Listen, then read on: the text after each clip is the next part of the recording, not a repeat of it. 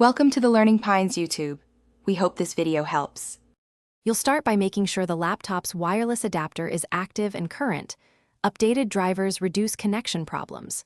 Once done, open your system's hotspot control. On Windows, Settings Network and Internet Mobile Hotspot. On Mac, System Settings Sharing Internet Sharing. Choose the internet source, Ethernet, USB tether, and the Wi-Fi adapter to share. Type a simple SSID and a strong password now, because configuring them early avoids reconnect hassles later. Next, configure the hotspot specifics so devices can join reliably. Pick an SSID that's easy to identify, set a strong WPA2 or WPA3 password, and choose 4 GHz for range or 5 GHz for speed depending on your needs. On Windows, enable Share My Internet connection with other devices and optionally set a client limit.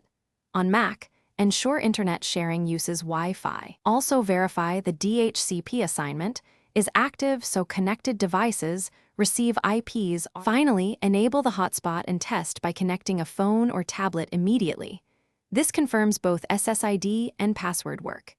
If the device connects but can't browse, make sure the laptop's firewall or antivirus isn't blocking shared connections, and confirm the shared source still has internet access.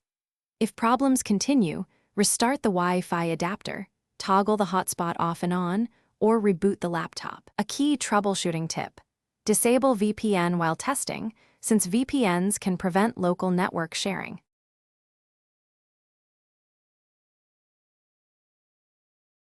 Thanks for watching.